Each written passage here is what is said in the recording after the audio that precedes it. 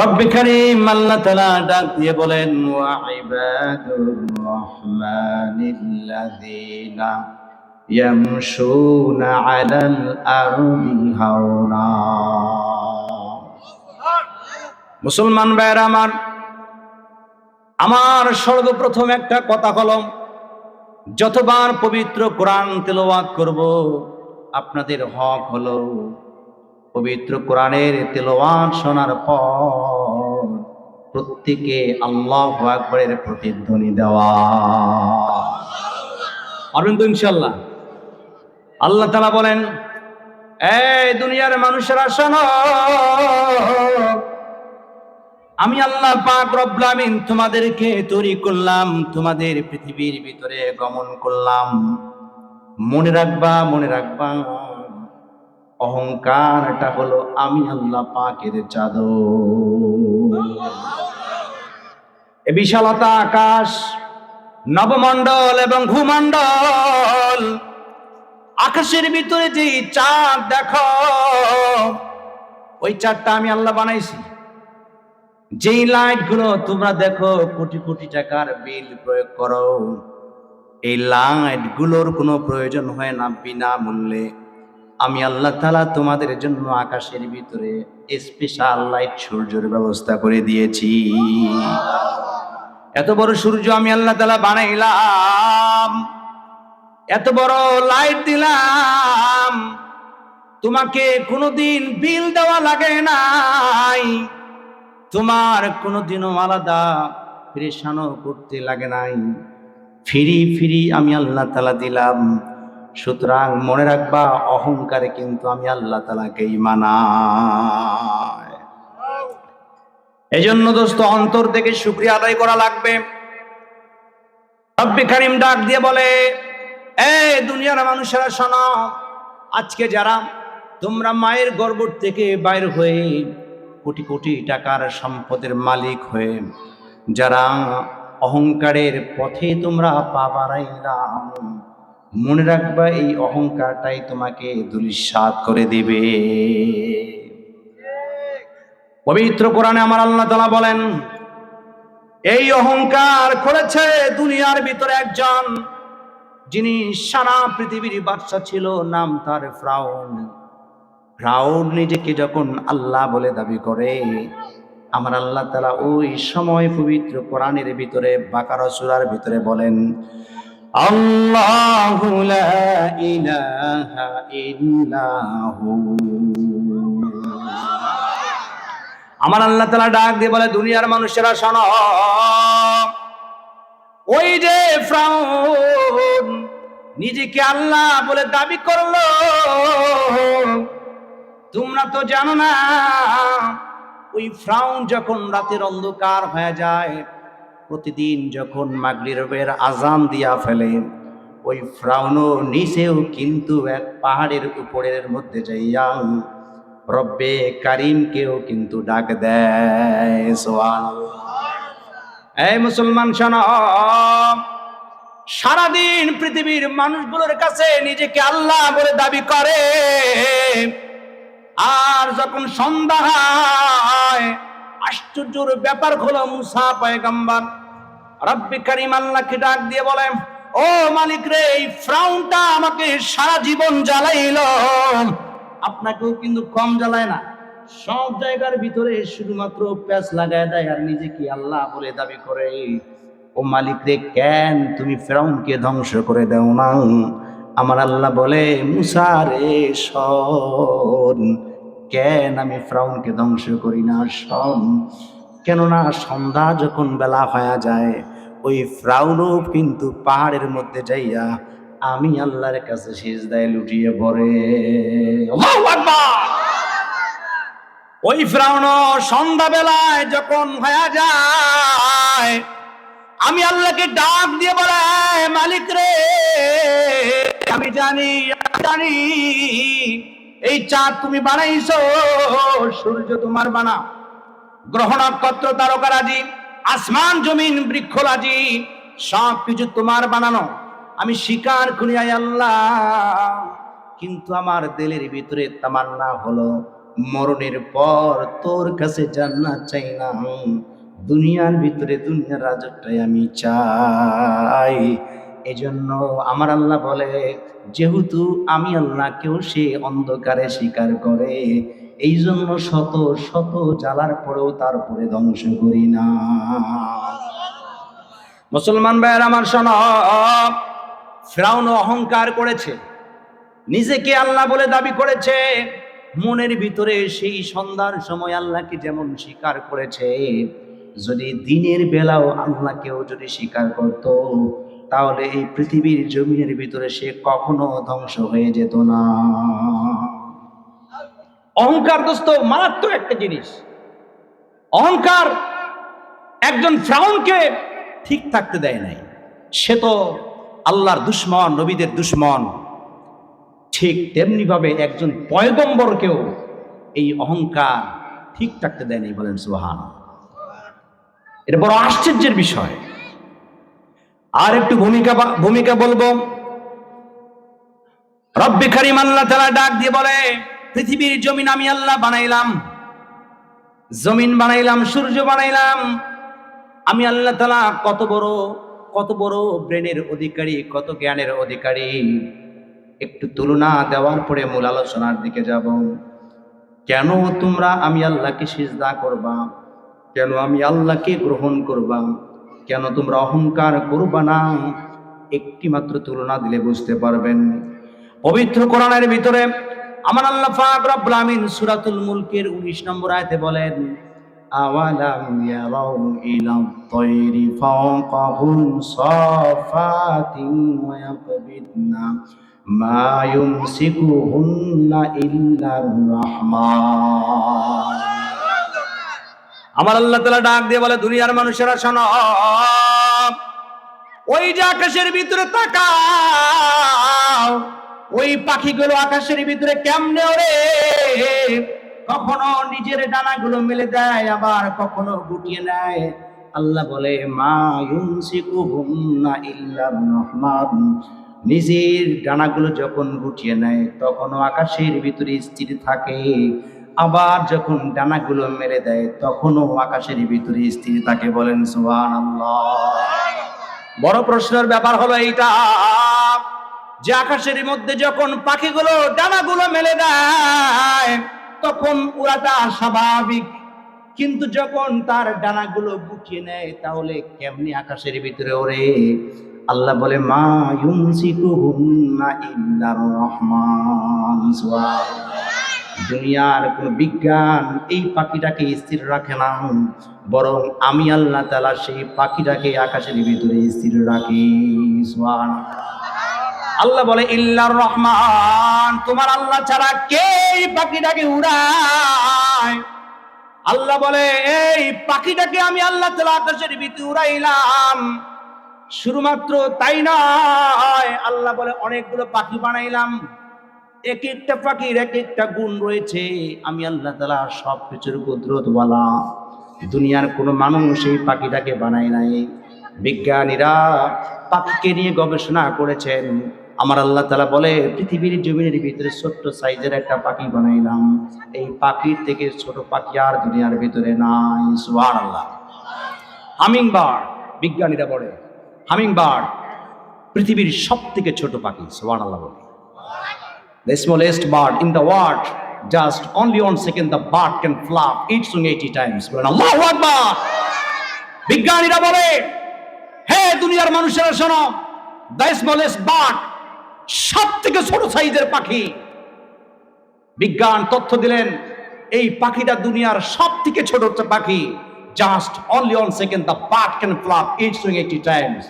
তার সবথেকে বড় গুরুত্বপূর্ণ কথা হলো যে এই পাখিটা যখন একবার তার ডানা ঝাপটা দেয়, 1 সেকেন্ডে তার ডানা 80 বার করে ঝাপটাতে পারে। সুবহানাল্লাহ। 1 সেকেন্ডে আমাদের এই ডানাটা কয়বার মেলাইতে পারবে বলেন? সর্বোচ্চ 2 বার, সর্বোচ্চ 3 বার, কেউ চালু থাকলে 5 বার। কথা বলেন ঠিক না বেঠিক? কিন্তু আল্লাহ তাআলা এই পাখিটাকে বানাইলেন 1 সেকেন্ডে 80 বার করে ঝাপটাতে পারে। আল্লাহু আকবার। এরপরে বিজ্ঞানীরা আরেকটা পাখি আবিষ্কার করলেন, হুমা bird. The surprise, very surprise, biggest surprise subject. The bird lies. It is from a great height, and the young hatch before the eggs fall to the ground. বিজ্ঞানীরা বলে হুমাবার্ড এটা এমন আশ্চর্যের পাখি যেটা অনেক উঁচু থেকে, অনেক আকাশ থেকে, মহাশূন্য থেকে এই পাখিটা ডিম পেড়ে দেয়, আর এই ডিমটা মাটির মধ্যে পড়ার আগে ফেটে গিয়ে আবার সেই বাচ্চাটা উড়ে তার মায়ের সাথে উড়ে যায়। সুবহানাল্লাহ। এই দোস্ত শোনো, দুনিয়ার কোন বিজ্ঞান এই ঘটনা ঘটায় নাই। আমার আল্লাহ পাক রব্বুল আমিন পবিত্র কোরআনে বলেন, এই পাখি নিয়ে গবেষণা করেছেন বিজ্ঞানীরা। আল্লাহ তাআলা বলেন, কোরআন নিয়ে গবেষণা করো, যদি তোমরা গবেষণা করতে পারো তাহলে অবশ্যই অবশ্যই তোমরা আমি আল্লাহ পাকের পরিচয় পেয়ে যাবা। কোন ধরনের টেনশন থাকবে না এবং তোমাদের ভিতরে কোন ধরনের অহংকারও জাগ্রত হবে না। সুবহানাল্লাহ। বিজ্ঞানীরা তথ্য দিলেন, দুনিয়ার কোন মুসলমান এই তথ্য গ্রহণ করে নাই, বরং বিজ্ঞান একটিমাত্র পাখিকে গবেষণা করেছেন। পাহাড়ের মধ্যে যাইয়া নর্থ আমেরিকার উইলবার রাইট আর অরভিল রাইট, দুইজন ইহুদি, তারাই পবিত্র কোরআনের মুলকের 19 নম্বর আয়াত গবেষণা শুরু করে দিলেন যে আল্লাহ কেন এই পাখিকে নিয়ে গবেষণা করতে বললেন। অতঃপর এই দুই ভাই পাহাড়ের চূড়ার মধ্যে যাইয়া আকাশের মধ্যে তাকাইছেন, তাকায় দেখে হায় পাখিগুলো কেমনে আকাশের মধ্যে ওড়ে, কিভাবে ওড়ে।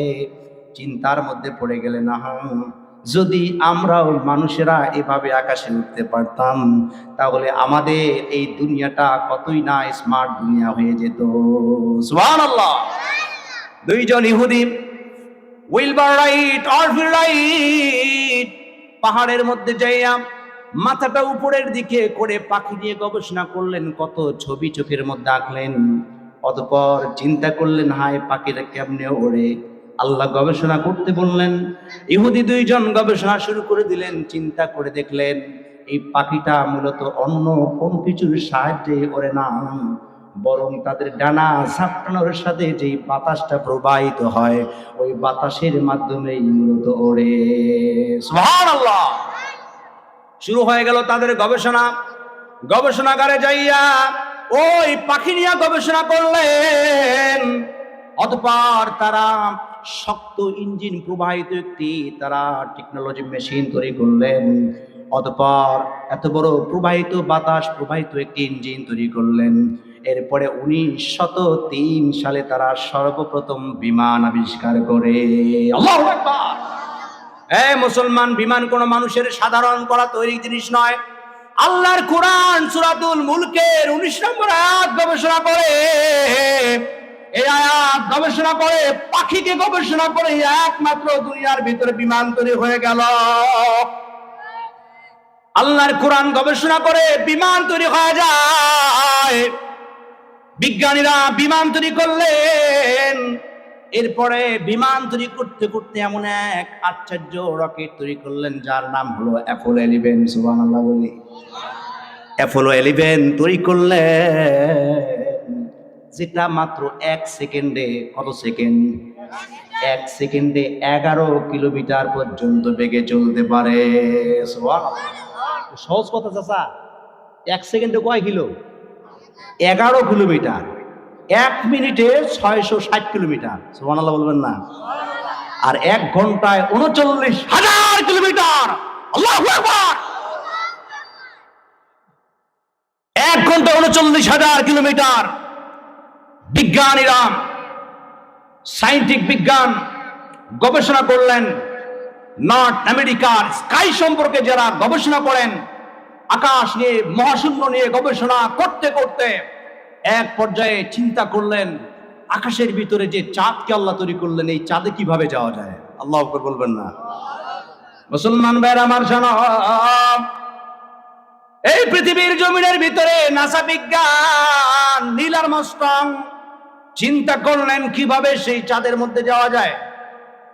নাসা বিজ্ঞান নীল আর্মস্ট্রং, যিনি আকাশের ভিতরে সর্বপ্রথম চাঁদের মধ্যে অবতরণ করেছে, বলেন সুবহানাল্লাহ। এই মুসলমান শোনো শোনো, শুধুমাত্র পবিত্র কোরআনের জ্ঞান অন্বেষণ আমি করিনি, জেনারেল সাবজেক্ট নিয়ে আমি বিজ্ঞান নিয়ে পড়ছি, সায়েন্সের ছাত্র আমি, রানিং ছাত্র। পবিত্র কোরআন এবং সায়েন্টিফিক বিষয়গুলো আমি যখন মিলাই, আমি দেখি পবিত্র কোরআনের সাথে সায়েন্টিফিকের অনেক বেশি মিল পাওয়া যায়। সুবহানাল্লাহ। সায়েন্সের ছাত্র হয়ে তথ্যগুলো আপনাদের মাঝে বিস্তার করছি।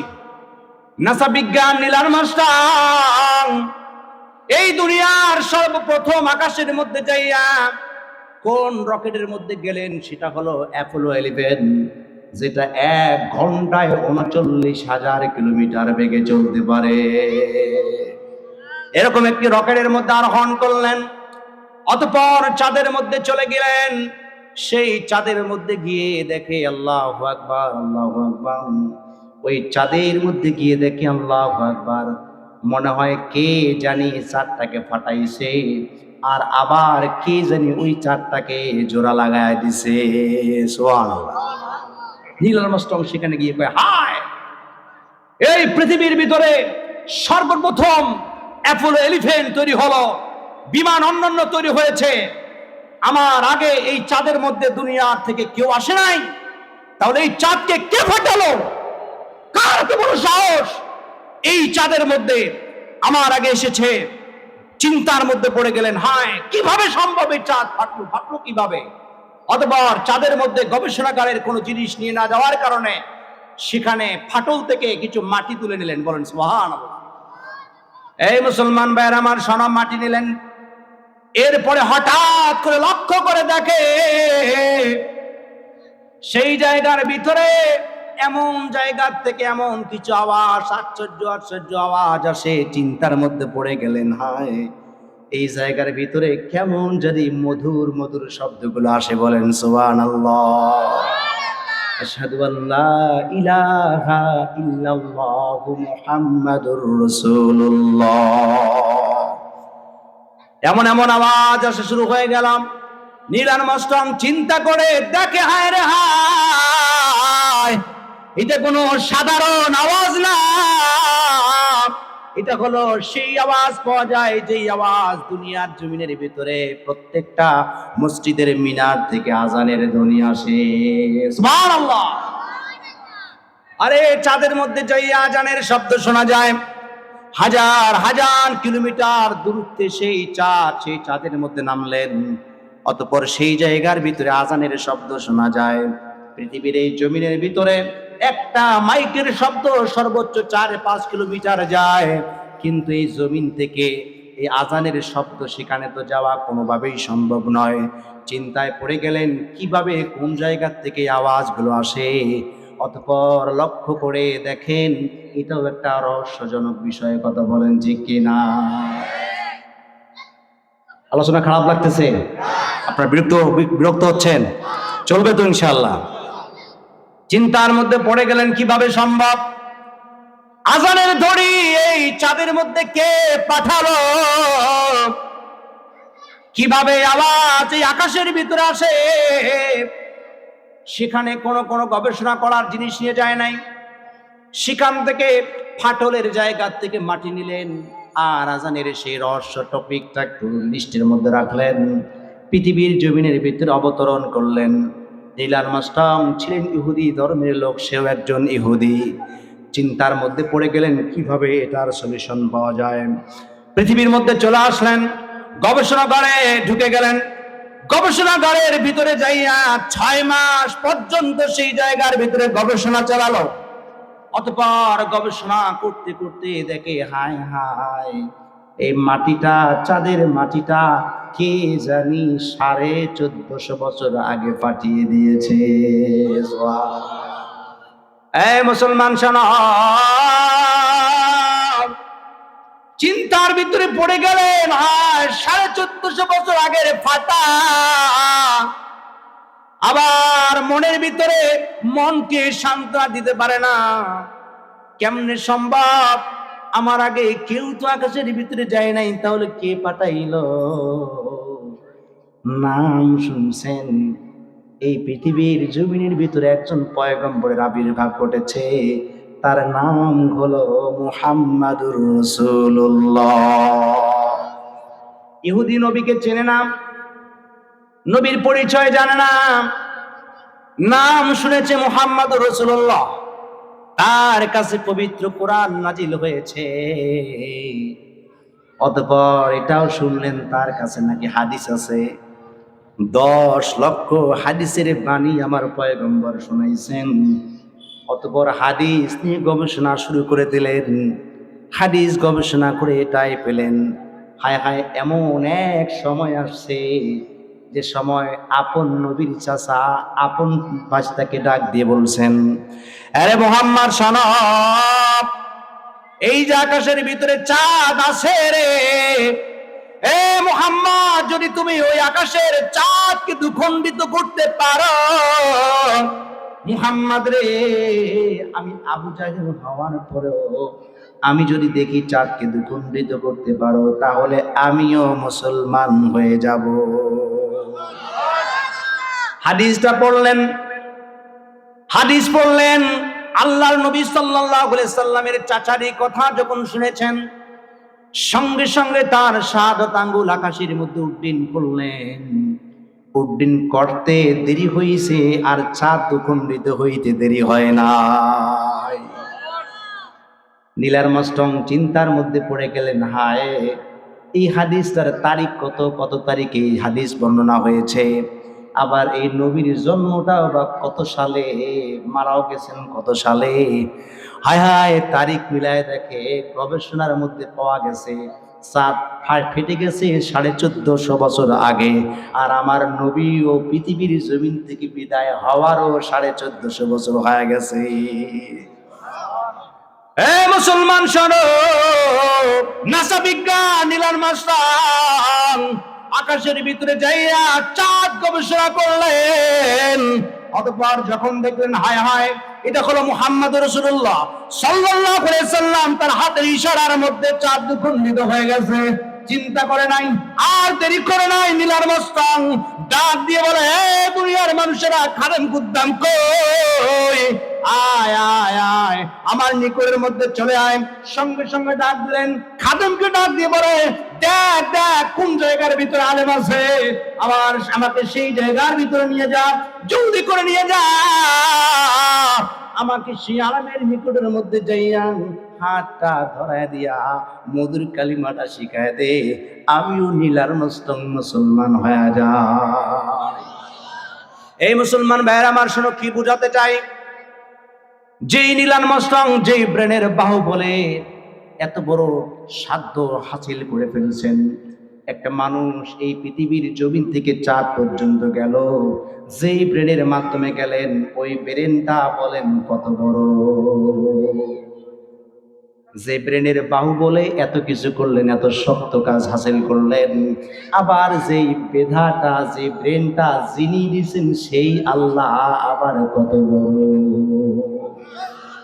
আল্লাহ পাক রব্বুল আলামিন ডাক দিয়ে বলে, শোনো শোনো, আমি আল্লাহ তাআলা কেন অহংকার, অহংকার আমার চাদর কেন? আল্লাহ বলে, শোনো, যে ব্রেন দিয়ে বিজ্ঞানীরা সব কিছু আবিষ্কার করে, মোবাইল তৈরি করলেন, কম্পিউটার তৈরি করলেন, মার্টিন কুপার যিনি সর্বপ্রথম মোবাইল তৈরি করেছেন, মার্টিন কুপার যে ব্রেনের বাহুবলে মোবাইল তৈরি করেছেন, সেও কিন্তু একটা হাদিস পর্যবেক্ষণ করে গবেষণা করে মোবাইল তৈরি করলেন। উমর রাদিয়াল্লাহু তাআলা আনহু খুতবার মধ্যখান থেকে সারিয়া নামক পাহাড়ের মধ্যে এমন একজন সাহাবীকে ডাক দিয়েছেন, সেই জায়গার ভিতরে সাহাবী যুদ্ধকালীন অবস্থায় ছিলেন। উমর রাদিয়াল্লাহু তাআলা আনহু সেই জায়গার ভিতরে মসজিদের মিনার থেকে বলছেন, ইয়া সারিয়া, যখনই বলছেন হাজার হাজার মাইল থেকে এই শব্দ ওই জায়গার ভিতরে অন্য সাহাবী শুনছেন, এমন একটা ইশারা দিছেন, এ সারিয়া, পিছনের দিকে তাকাও, কেননা পিছনের দিকে কাফেরের দল আছে, ওরা যদি তোমাকে আক্রমণ করে ফেলে, এই যুদ্ধের মধ্যে কখনো তুমি বিজয় লাভ করতে পারবে না। শত শত কিলোমিটার পর্যন্ত দূরে যে আওয়াজ তিনি শুনেছেন, বিজ্ঞান মার্টিন কুপার মনে মনে ভাবলেন, শত শত কিলোমিটার পর্যন্ত যদি উমর রাদিয়াল্লাহু তাআলার মুখের কথা শোনে, কিসের সাহায্যে গেল, কোন ভাবে এই আওয়াজ শত শত কিলোমিটার পর্যন্ত পৌঁছে যায়। গবেষণা করে দেখলেন, বাতাসের মাধ্যমে বাতাস প্রবাহিত, তারাও জিনিসগুলো তৈরি শুরু করলে দিলেন। টেকনোলজি মেশিনারি জিনিসগুলো তৈরি করলেন। তৈরি করার পরে এই হাদিস গবেষণা করার পরে মার্টিন কুপার মোবাইল সর্বপ্রথম আবিষ্কার করে ফেলে। সুবহানাল্লাহ। এই মুসলমান শোনো, কি বুঝাতে চাই? যেই মার্টিন কুপার মোবাইল বানাইলো, যেই মিদার বাহুবলে বানাইলো, এত বড় প্রয়োজনীয় একটা জিনিস তিনি বানাইলেন যেই ব্রেন দিয়া, ওই ব্রেন যিনি দিছেন সেই আল্লাহ আবার কত বড় জ্ঞানী। আল্লাহ তাআলা বলে, শোনো শোনো, ওই জ্ঞান আমি দিলাম, ওই ব্রেন আমি দিলাম।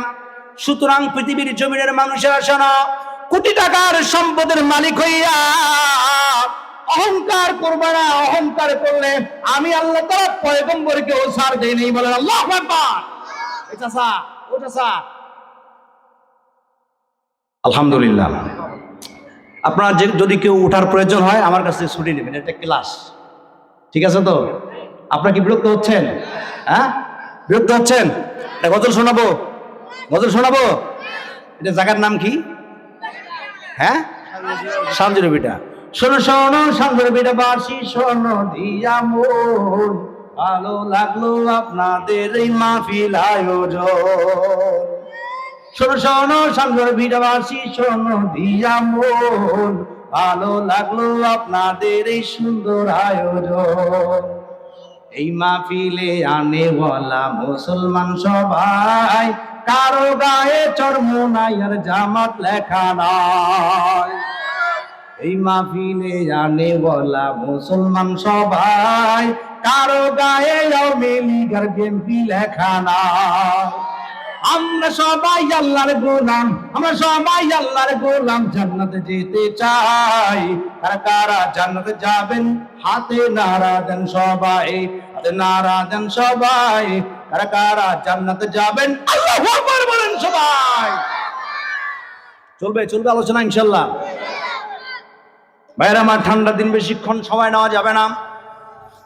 পৃথিবীর জমিনের ভিতরে একজন পয়গম্বরের আবির্ভাব ঘটেছে, তার নাম হলো সুলাইমান পয়গম্বর আলাইহিস সালাম। আল্লাহ তাআলা বলেন, ওয়া ইবাদুর রহমানিল্লাযীনা ইয়ামশুনা আলাল আরদি হাওনা। এমন একজন পয়গম্বরের আবির্ভাব ঘটেছে, তার কৃতকর্মের মাধ্যমে অহংকার প্রকাশ পেয়েছে। আল্লাহ তাআলা তার মাধ্যমে শিক্ষা দেন যে শোনো, নবীকেও কিন্তু আমি আল্লাহ তাআলা ছাড় দেই না। বলেন সুবহানাল্লাহ। নবীদের মাধ্যমে যদি কোনো ভুল ভ্রান্তি ধরা পড়ে, এটা কোনো মুসলমানের ধরার সাহস নাই, এ অধিকার নাই। নবীদের মাধ্যমে যদি কোনো ভুল ভ্রান্তি ধরা পড়ে, তাহলে এটা হবে আমাদের জন্য শিক্ষা। আগে মাসালা শেখা লাগবে, আকীদা শেখা লাগবে। নবীদের মাধ্যমে যদি কোনো শিক্ষণীয় বিষয় হয়, আকীদা হলো আল্লাহ এবং নবী সেটা ভালো জানেন, তারা বন্ধু, তারা দোস্ত, তাদের ভুল ভ্রান্তি হতে পারে না। এটার হাওলা একমাত্র আল্লাহর জন্য আমাদের ছেড়ে দিতে হয়। কথা বলেন ঠিক কিনা? এজন্য নবীর ভুল ধরা যাবে না। শুধুমাত্র শিক্ষার জন্য আমি বলছি। পৃথিবীর জমিনের ভিতরে আল্লাহর একজন পয়গম্বর ছিল, তার নাম হলো সুলাইমান পয়গম্বর। সুবহানাল্লাহ। এ মুসলমান শোনো, এমন পয়গম্বর দুনিয়ার ভিতরে আসছে, যেই পয়গম্বর শুধুমাত্র একটা দেশের বাদশা ছিল না, বরং তিনি সারা পৃথিবীর বাদশা ছিলেন। তার কথা জিন্না শুনেছে, তার কথা পাখিও শোনে, তার কথা সমুদ্রের তলদেশের মৎস্য পর্যন্ত শোনে, কীট পতঙ্গ হাজারো মাখলুকাত পর্যন্ত বাদশার অধিকারী তিনি রাখেন। এমন একজন পয়গম্বর তখনও বিবাহ করে নাই। এই আয়াতের তাফসীর বলে শেষ করে দেব। আল্লাহ বলে, শোনো শোনো, এই সুলাইমান পয়গম্বর আলাইহিস সালাম তখনও কিন্তু বিবাহ করে নাই।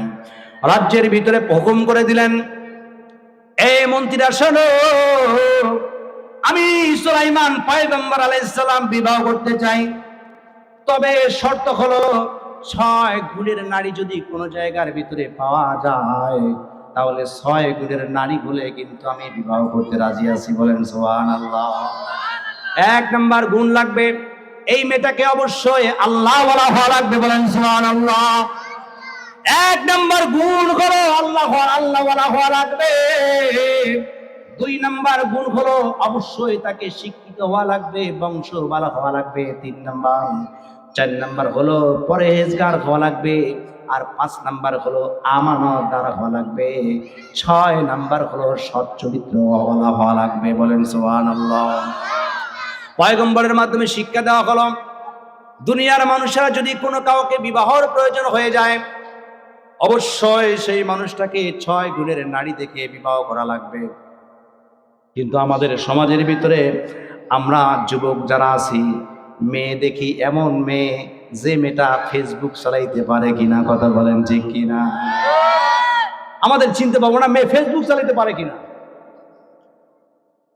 মেয়েটা স্মার্ট আছে কিনা। কিন্তু আল্লাহ নবী সুলাইমান শিক্ষা দিলেন, বিবাহের প্রয়োজন হলে 6 গুণ দেখতে হয়। 1 নাম্বার গুণ হলো অবশ্যই তাকে দেখতে হবে সে মেয়েটা ক্ষুধাভীরু কিনা, কথা বলেন ঠিক কিনা, সে আল্লাহকে ভয় করে কিনা, এটা হলো 1 নাম্বার গুণ। আল্লাহ নবী সাল্লাল্লাহু আলাইহি সাল্লাম ঘোষণা দেওয়ার পরে মন্ত্রীরা সারা জায়গার ভিতরে খবরগুলো ছড়িয়ে ছিটিয়ে দিলেন। সব জায়গার ভিতরে খবর পৌঁছে গেল। এমন কোনো জায়গা নাই যে জায়গার ভিতরে এই 6 গুণের নারী পাওয়া যায়। দীর্ঘ 6 মাস পর্যন্ত গবেষণা শুরু করে দিলেন, সব জায়গার ভিতরে খোঁজা শুরু করে দিলেন, কোন জায়গার ভিতরে 6 গুণের নারীরও পাওয়া যায় না। অবশেষে জেলে পল্লী মাঝি এলাকায় নদীর কিনারার ভিতরে এই খবর পৌঁছে গেল। ওই জায়গার ভিতরে একজন মানুষকে জানি তাকে বলতেছে যে এমন 6 গুণের নারী জামানার বাদশা সুলাইমান বিবাহ করবে, বলেন সুবহানাল্লাহ। ওই জায়গার ভিতরে একজন লোক ছিল, বৃদ্ধ লোক, 2 হাত খানা এভাবে তুলে আল্লাহকে ডাক দিয়ে বলে, মালিক রে, ও মালিক রে, যে 6 গুণের নারী সুলাইমান খোঁজে সারা জায়গার ভিতরে পায় না, কোন জায়গার ভিতরে পায় না রে, অথচ ওই 6 গুণের নারী আমার ঘরের মধ্যে আছে, বলেন সুবহানাল্লাহ। লোকটা এবার আল্লাহর কাছে দোয়া করে, আল্লাহ, ওই সুলাইমানের টাকার আমার প্রয়োজন নাই, খোদার কসম করে বলি তার সম্পদের আমার দরকার নাই। যদি ওই সুলাইমান আমার জামাই হয়ে যায়, কিয়ামতের ময়দানে নবীর শ্বশুর হইয়া হতে পারে এই ওসিলায় নাজাত পাইয়া আমি আল্লাহ তাআলার জান্নাতে যাব। আল্লাহর কাছে দোয়া করলেন, মালিক রে, কিন্তু গরিব বানাইলা, এই প্রস্তাব গ্রহণ করার শক্তি আমার নাই।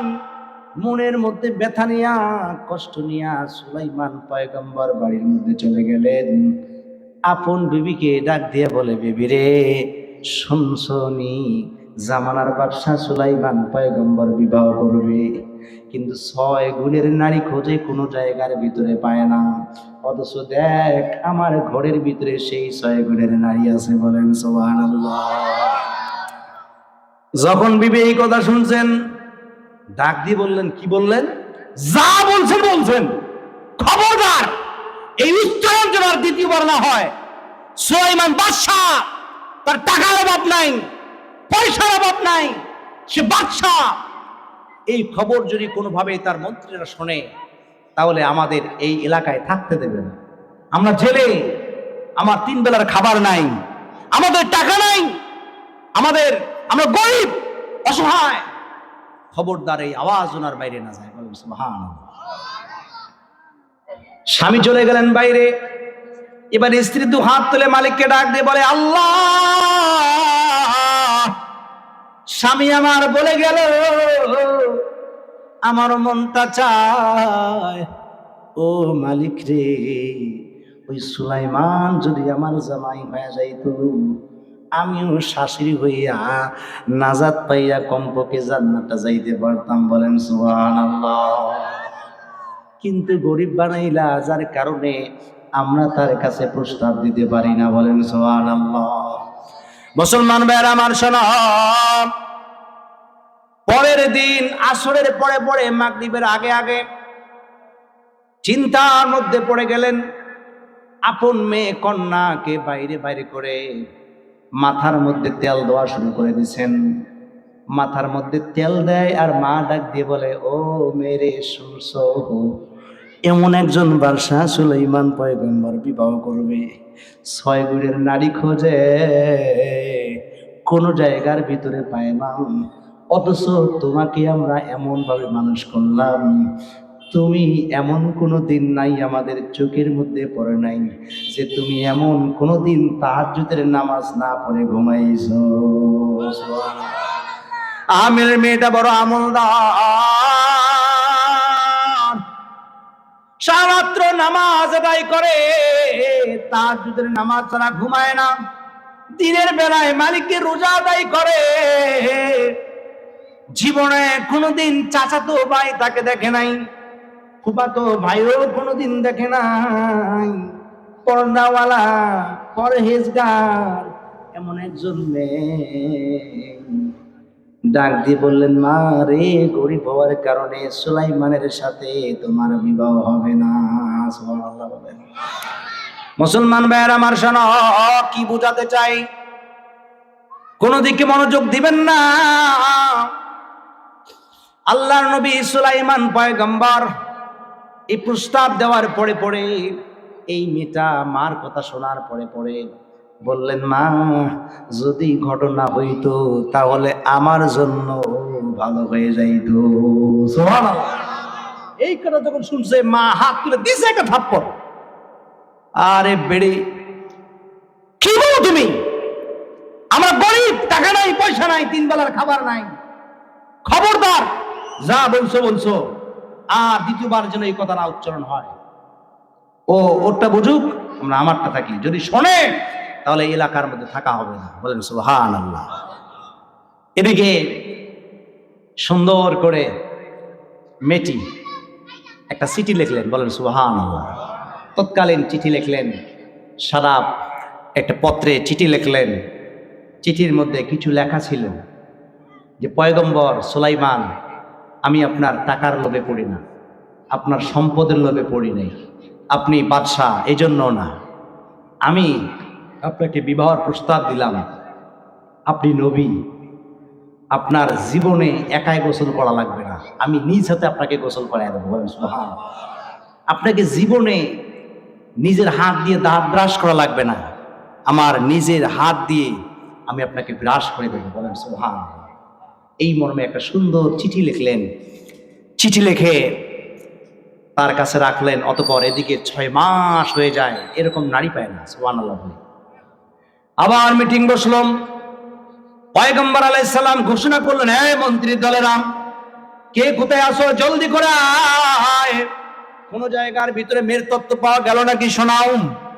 কোন জায়গার ভিতরে তত্ত্ব নাই, এমন একজন বার্তা বাহক সেই মেয়েটির পত্র নিয়া বাদশার সিংহাসনের সামনে দাঁড় হয়ে গেছে।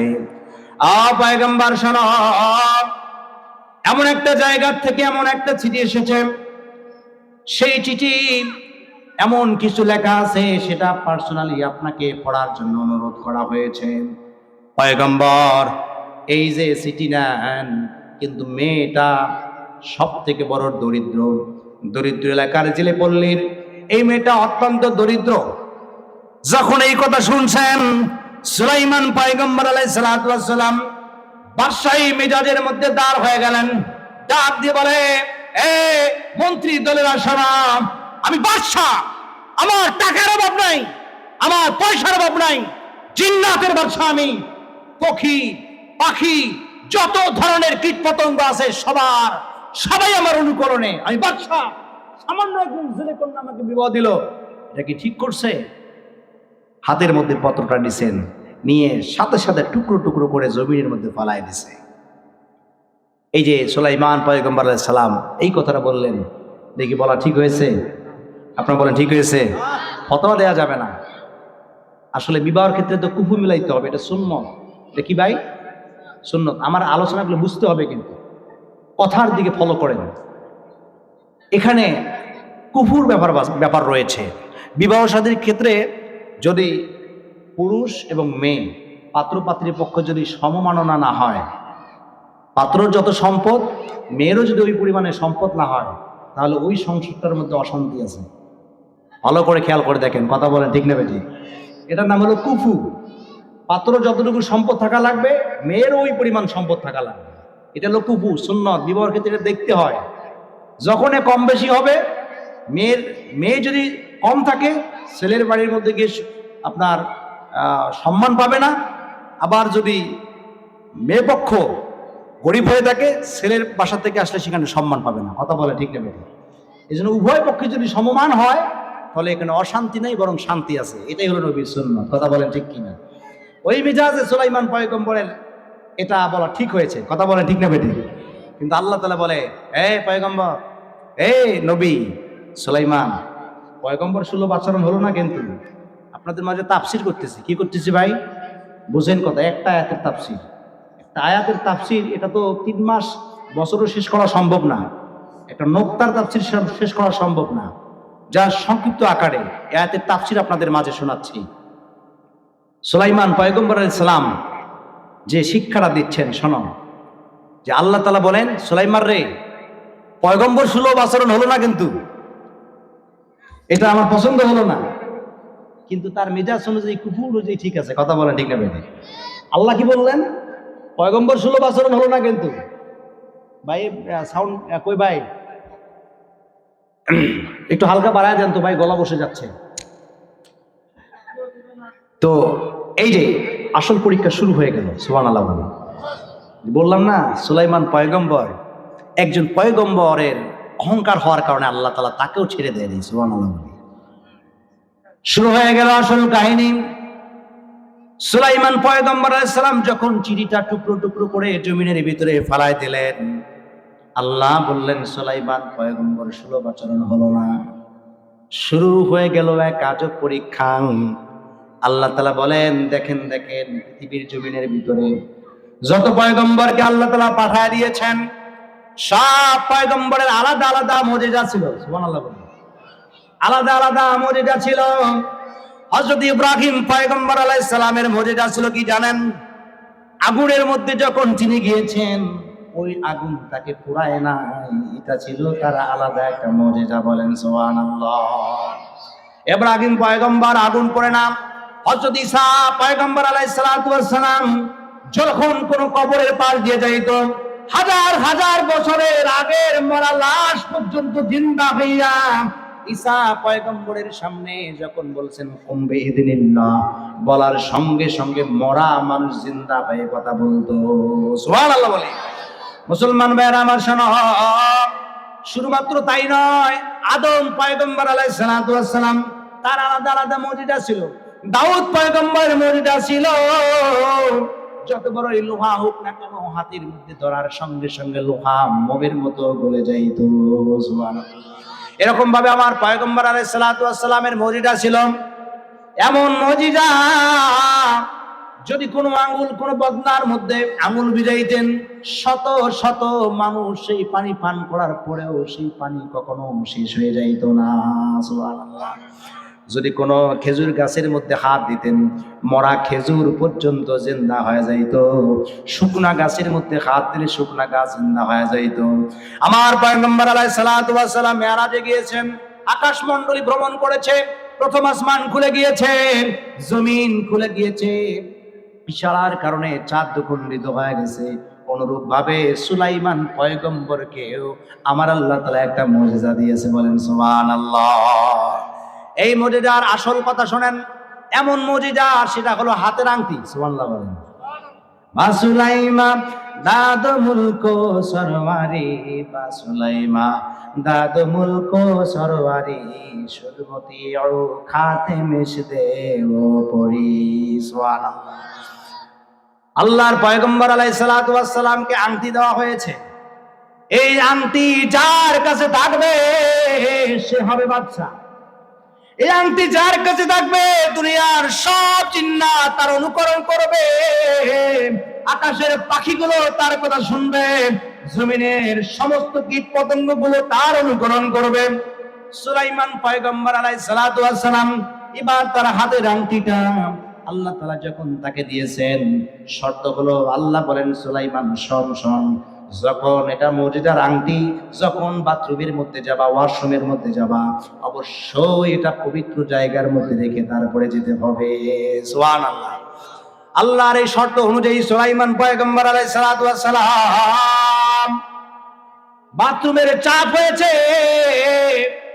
তার কাছে একজন জিন ছিল, জিনের নাম হলো আজিজ বিন বরখিয়াম। এরকম বিশ্বস্ত একটা জিন ছিল। সেই জিনের কাছে তিনি আংটিটা আমানত দিয়া বাথরুমের মধ্যে চলে গেছেন। এর মধ্যে শুরু হয়ে গেল আল্লাহ পাকের কারিশমা। সুবহানাল্লাহ। একজন দুষ্ট জিন ছিল, দুষ্ট জিন। এই জিন চিন্তা করলেন বহুদিন পর্যন্ত চান্স করে এই সুলাইমানের আংটিটা কিভাবে দখল করা যায়। বহুদিন পর্যন্ত চান্স খুঁজেছে, কোনোদিনও পায় নাই। আজকে চান্স পেয়েছে। হুবহু সুলাইমান পয়গম্বরের রূপ নিয়া, একেবারে হুবহু ফটোকপি হইয়া, একবারে সুলাইমানের ভেষ নিয়া। কারণ জিনের এমন শক্তি আমার আল্লাহ তাআলা দিয়েছেন, যে কোনো মুহূর্তে যে কোনো মানুষের সুরত জিন ধরতে পারে। বলেন সুবহানাল্লাহ। একমাত্র আমার পয়গম্বরের সুরত ধরতে পারে না। একমাত্র পয়গম্বরের সুন্নত পয়গম্বর আমার নবী মুহাম্মদের কোন ধরনের সুরত ধরতে পারে না। দুনিয়ার সব মানুষের সুরত জিন ধরতে পারে। বলেন সুবহানাল্লাহ। একটু বাড়ায় দেন ভাই। এরপরে সুলাইমান পয়গম্বর আলাইহিস সালাতু ওয়াস সালাম ওয়াশরুমের ভিতরে আছে। এদিকে ওই জিনটা সুলাইমান পয়গম্বরের হুবহু রূপ নিয়ে নিলেন। আজিজ বিন বরখিয়ার কাছে আসলেন, এসেই বলে, এ আজিজ বিন বরখিয়া শোন, আমি হইলাম সুলাইমান, দে আমার আংটিটা দে, আমার কাছে বুঝে দে। বলে নাউযুবিল্লাহ। ওরে বাবা, যখন আংটিটা নিচে নে হলো নকল সুলাইমান। কি সুলাইমান ভাই? আলোচনা চলছে পবিত্র কোরআনের ভিতরে আমার আল্লাহ তাআলা বলেন, وعباد الرحمن الذين يمشون على الأرض هونا। এই আয়াতের তাফসীর চলছে। সুলাইমান পয়গম্বর আলাইহিস সালাতু ওয়াস সালাম নকল সুলাইমান আংটিটা দখল করলো। এরপরে নকল সুলাইমান সেটা যখন আংটিটা দখল করে ফেললো, মুসলমান ভাইরা আমার শোনো, তার সিংহাসনের মধ্যে চলে আসলেন। সিংহাসনের মধ্যে বসার সাথে সাথে তার শয়তানি মেজাজ শুরু হয়ে গেল। বলেন নাউযুবিল্লাহ। এরে বাবা, নকল সুলাইমান যখন সিংহাসনে বসে পড়লেন, সবাইকে ডাক দিলেন, জরুরি মিটিং। কে কোথায় আসো, জলদি করে আসো। নকল সুলাইমানের আবির্ভাব ঘটেছে। আমি সুলাইমান, যখন যে জায়গার ভিতরে দেখবেন আমার মতো আর একটা চেহারা দেখা যায়, ওরা পিড়ন শুরু করে দেবে। হলো নকল সুলাইমান। নকল সুলাইমান আবির্ভাব করেছে। সে নিজেকে বাদশা বলে দাবি করবে, যেখানে পাবেন সেখানে পেরাবেন। বলেন নাউযুবিল্লাহ। নকল সুলাইমানের গলা বেড়ে গেল। কথা বলেন ঠিক না বেঠিক? আসল সুলাইমান যখন ওয়াশরুম থেকে বাইরে হলেন, খাদেমকে খোঁজে, খাদেম নাই। আরে যখন পেলেন, খাদেম কই গেল, খুঁজতে খুঁজতে যখন পেয়ে গেলেন, খাদেমও আশ্চর্য হয়ে গেল। ওরে আল্লাহ, এদিকে ফটোকপি, এ দেখি আর এক সুলাইমান। আমার বাদশা তো কিছুক্ষণ আগে বললো নকল সুলাইমানের আবির্ভাব ঘটেছে, পাইলে হবে। কিন্তু নকল কে কোথায় আসো, জলদি করে আসো। একেবারে সবাই পেরন দেওয়া শুরু করে দিয়েছি। এমন মায়ের দিছে, মায়ের খাইতে খাইতে খাইতে মরা মরা অবস্থা, মরে গেছে মনে করে ওই নদীর কিনারার মধ্যে গিয়ে ফেলে রেখে আসছে। বলেন সুবহানাল্লাহ। কোন জায়গার ভিতরে ভাই? ওই নদীর কিনারের ভিতরে ফেলে দিয়ে আসছে। আলোচনা চলছে ওয়াইবাদুর রহমানিল্লাযীনা ইয়ামশুনা আলাল আরদি হাওলা। সুলাইমান পয়গম্বর আলাইহিস সালাতু ওয়াস সালাম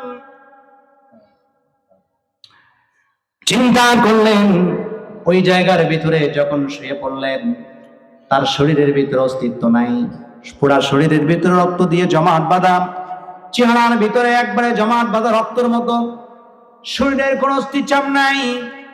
অতঃপর যখন মরা মরা অবস্থা, ওই জায়গার ভিতরে মাছ ধরার জন্য ওই জেলে যেই জায়গার মধ্যে বাড়ি ছিল, ওই পুরুষ সেই জায়গার মধ্যে সেই বৃদ্ধ লোকটা যাওয়া শুরু করে দিয়েছে। বলেন সুবহানাল্লাহ। মাছ ধরার জন্য যখন নদীর কিনারে যাবে, ওই জায়গার ভিতরে গিয়ে দেখে কি সুন্দর ফুটফুটে একজন সন্তান। আর প্রত্যেক নবী থেকে আল্লাহ তাআলা সেই সৌন্দর্য দিয়ে বানাইছেন। ও মুসলমান, এখন তো প্রধানমন্ত্রীকে মুহূর্তের ভিতরে মোবাইলে দেখা যায়। এমনও এক সময় ছিল আমাদের বাপ দাদা, তার বাবা, এরা কিন্তু প্রধানমন্ত্রীকে চেনে নাই। কথা বলেন ঠিক কিনা? মোবাইলও নাই, টিভিও নাই, কেমনে চিনবে? যদিও বা ইনি বাদশা ছিল, ওই লোক কিন্তু চেনে না। কেন? ওই যুগের ভিতরে মোবাইলও ছিল না, কম্পিউটারও ছিল না। কথা বলেন ঠিক কিনা? জেলেবার চিন্তার মধ্যে পড়ে গেলেন, কে নেকে কোথা থেকে আসলে এত সুন্দর চেহারা, হায় পুরা শরীরের ভিতরে রক্ত। দেরি করে নাই, নদীর কিনার থেকে পানি গড়াই না, সুন্দর করে মুখটা মুছায় দিলেন। এরপরে যত্ন করলেন, যত্ন করার সাথে সাথে সুলাইমান পয়গম্বরের সেখানে জ্ঞান ফিরে গেল। এখন সে সবকিছু বুঝতে পারেন। চিন্তা করলেন এভাবে কেমনে, কিভাবে কি হয়ে গেল। জেলে এবার জিজ্ঞাসা শুরু করলেন, বাবা তোমার অবস্থা এমন কেন? সুলাইমান পয়গম্বর যদি ওই সময় বলে, মনে মনে চিন্তা করে, এই সময় যদি আমি বলি আমি সুলাইমান, তাহলে পীড়ন একটু কম হবে না? পীড়ন আরো বাড়বে। কথা বলেন ঠিক না ঠিক? কারণ রাস্তার মধ্যে পড়ে থাকে, কেমনে সুলাইমান হয়?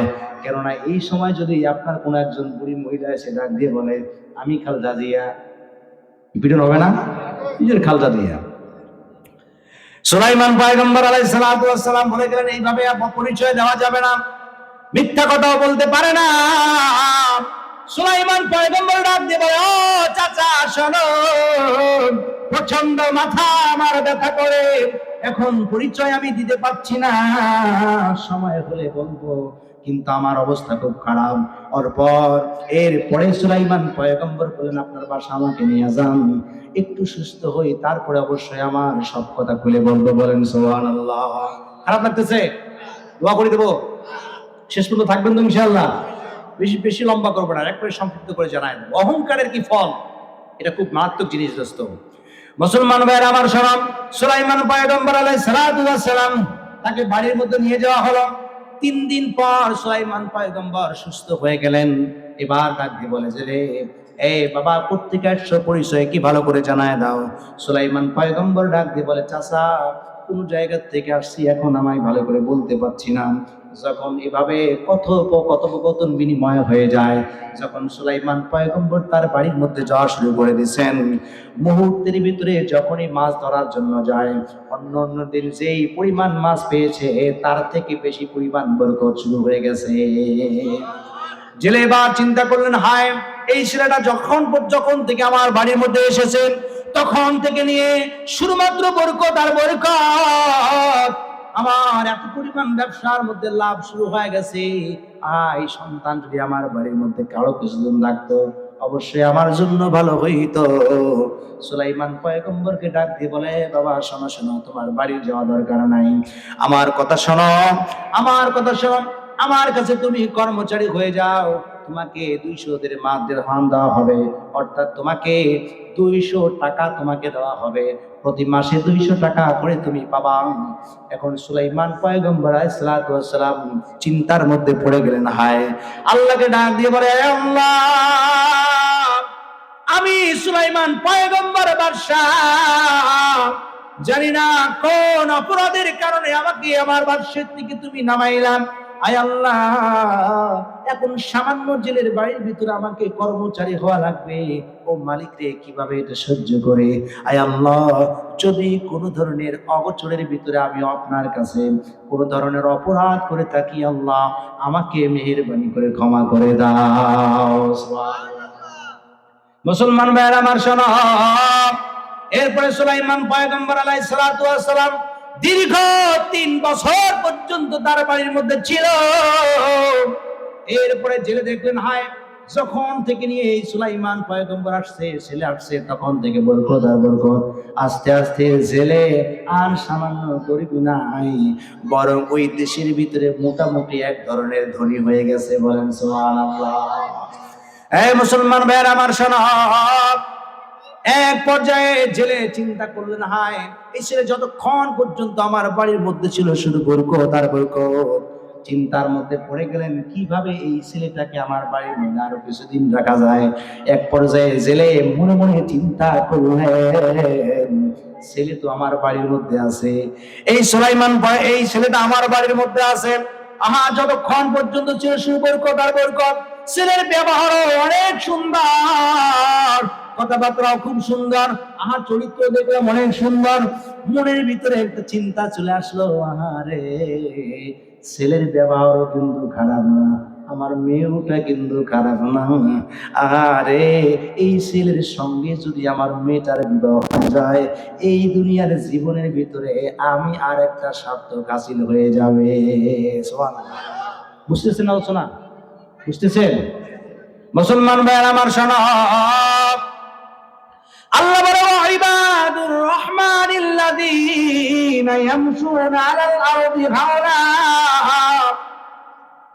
আমার আল্লাহ পাক রব্বুল আলামিন বলে, যদি কোনো বান্দা অহংকার করে, সাধারণ মানুষ তো দূরের কথা, পয়গম্বরকে আমি ছাড় দেই না। পয়গম্বরকে কিভাবে তার সিংহাসন থেকে নামায়া জেলের বাড়ির কর্মচারী বানায় দিয়েছেন। পয়গম্বরে ভুল ধরা কোনো মানুষের শক্তি নেই, আকীদাও কিন্তু ভুল করা যাবে না। যা শিক্ষা দেওয়া হয় আল্লাহর কোরআনের মাধ্যমে আমাদেরকে শিক্ষা দেওয়ার জন্য এই ঘটনা ঘটেছে, বলেন সুবহানাল্লাহ। মুসলমান ভাইয়ের আমার শোনো, সুলাইমান পয়গম্বরকে জেলে ডাক দিয়ে বলে, বাবা শোনো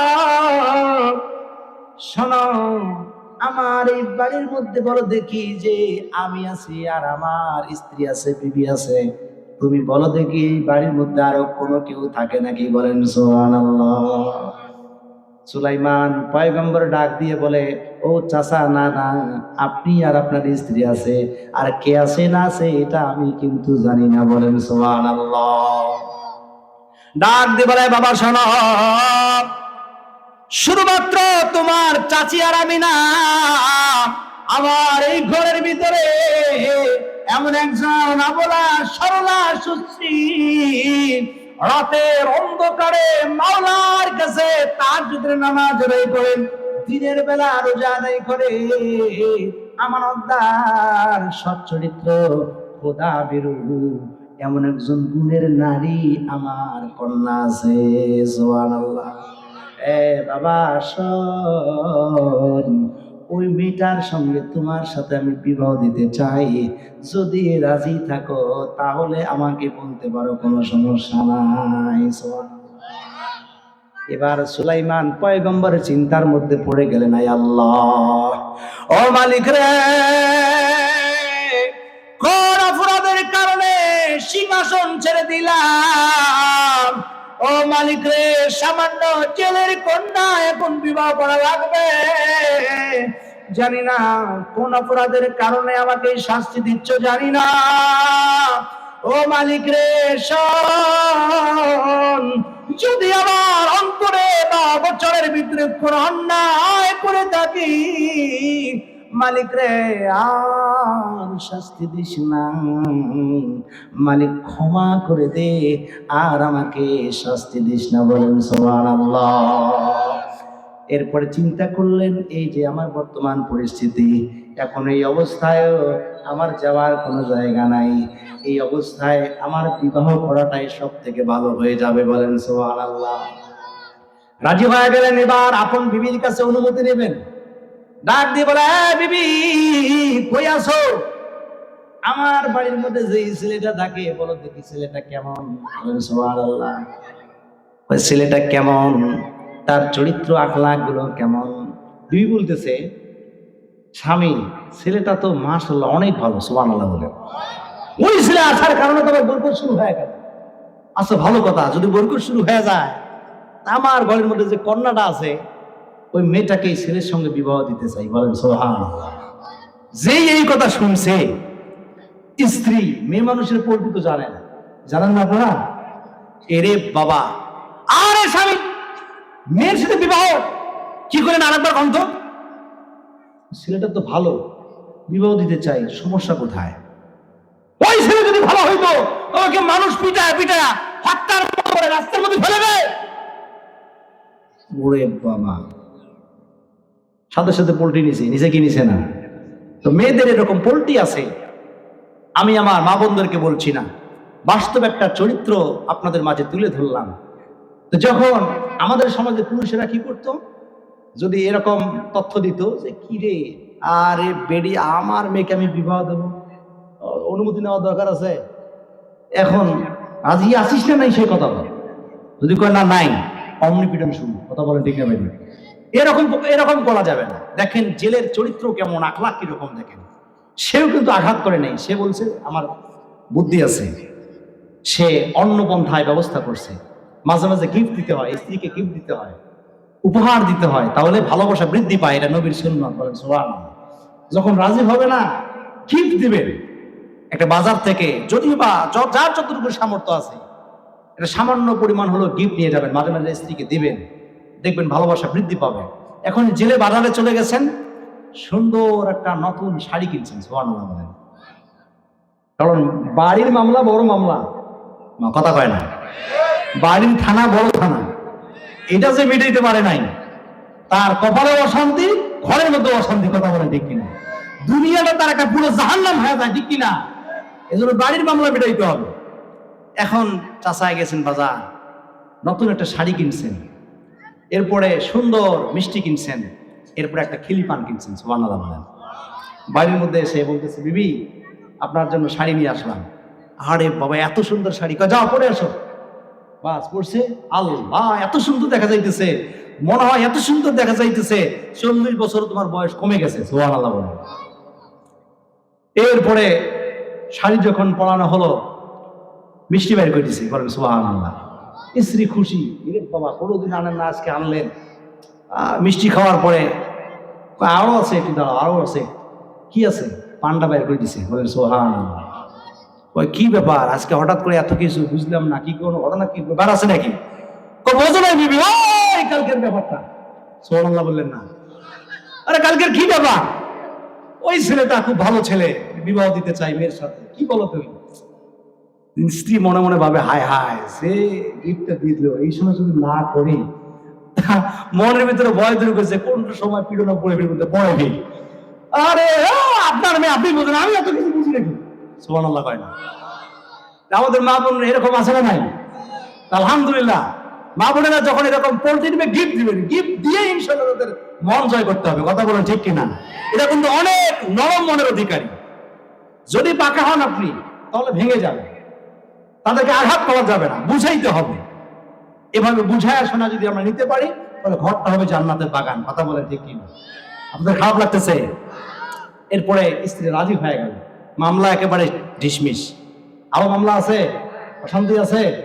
এখন বাস স্ত্রীকে যখন বললেন, স্ত্রী রাজি, মেয়ের কাছে অনুমতি নিয়ে এখন বিবাহর বন্ধ ব্যবস্থা, বিবাহর আয়োজন শুরু হয়ে গেল। বলেন সুবহানাল্লাহ। বিবাহ হয়ে গেল, বিবাহ হয়ে গেল। আপনারা বিরক্ত হচ্ছেন? দোয়া করে দেবো না, একেবারে সংক্ষিপ্তভাবে শেষ করে দেবো। এরপরে সুলাইমান পয়গম্বর আলাইহিস সালাম, হায় হায় দেখেন কি অবস্থা। এতদিন গেছে চাচা বাসতে মাছ ধরার জন্য, আর আজকে যাবে জামাই শ্বশুর। সুবহানাল্লাহ বললেন না? জামাই আর শ্বশুর যাবে মাছ ধরার জন্য। আল্লাহু আকবার। এদিকে দেখেন, যখন মাছ ধরার জন্য যাবে, আমাদের জামাই শ্বশুর অবস্থা কি আর তাদের অবস্থা কি? এখন যেতেছে জামাই শ্বশুর, তাদের মধ্যে লজ্জা বোধ কাজ করছে। আচ্ছা মাশাআল্লাহ, ঠিক আছে, আলহামদুলিল্লাহ। দেখেন এখন এতদিনে জামাই শ্বশুর যাইতেছে, লজ্জা বোধ করতেছে। জামাই ওদিকে ঘোরে, শ্বশুর আরেক দিকে ঘোরে। সুবহানাল্লাহ বললেন না?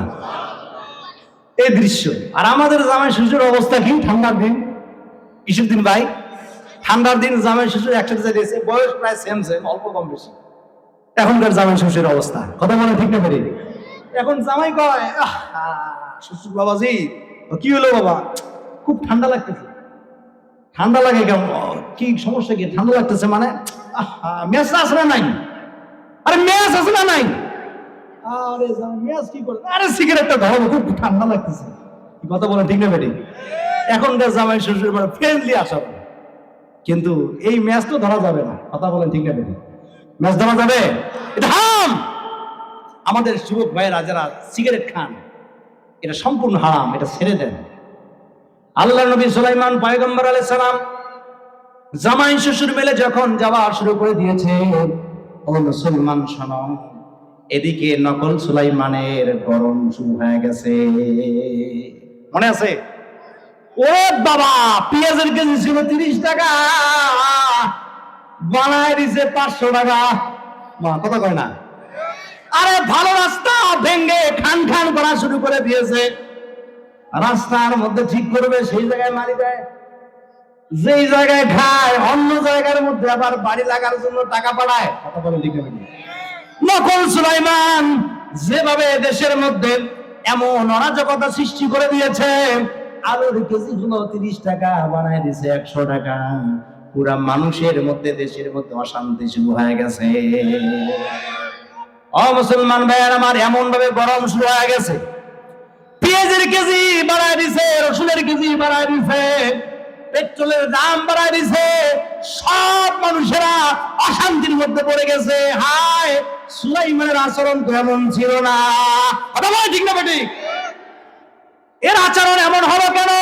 চিন্তার মধ্যে পড়ে গেলেন, কিভাবে এটা সম্ভব? এই জন্য কবি কত সুন্দর করে একটা সঙ্গীত বলেছেন, গরম কাহিনী শোনো বন্ধু আমার, গরমের তাপে আজ মানুষ বেকার। যানজট গরম আজ হয়েছে ঢাকা, অনেকের গরমে পকেটে থাকা। নেতাদের গরমে দেশটা গরম, পেঁয়াজের দাম তাই বাড়ছে এখন। নেতাদের গরমে দেশটা গরম, পেট্রোলের দাম তাই বাড়ছে এখন। আফসোস আহারে, গরমের বাহারে সিদ্ধ হয়ে যাবে দেশটা এবার। গরম কাহিনী শোনো বন্ধু আমার, গরমের তাপে আজ মানুষ বেকার। সমাজের ভিতরে নকল সুলাইমানের আবির্ভাব ঘটার কারণে সব জায়গার ভিতরে অশান্তি, সব জায়গার ভিতরে শুধুমাত্র অশান্তি। ভালো রাস্তা ভেঙে খান খান করে দেয়। চিন্তার মধ্যে পড়ে গেলেন, এটা তো কেমন সুলাইমান হলো? ওই জায়গার ভিতরে যে আজিজ বিন বুরকিয়া খাদেম ছিলেন, সেও মনে মনে ভাবতেছে, আসল যে সুলাইমান ছিল, এই সুলাইমান কোনো কাজ করলে আমার সাথে পরামর্শ করত, কিন্তু এত বছর হয়ে যায় এই সুলাইমান কোনোদিনও কোনো সময় আমার কাছে কোনো পরামর্শ করে না। আজিজ বিন বুরকিয়া ছিল ও এক জিন, আর চোর তো চোরের খবর রাখেন, এতদিন পর্যন্ত ভালোভাবে খবর রাখে নাই।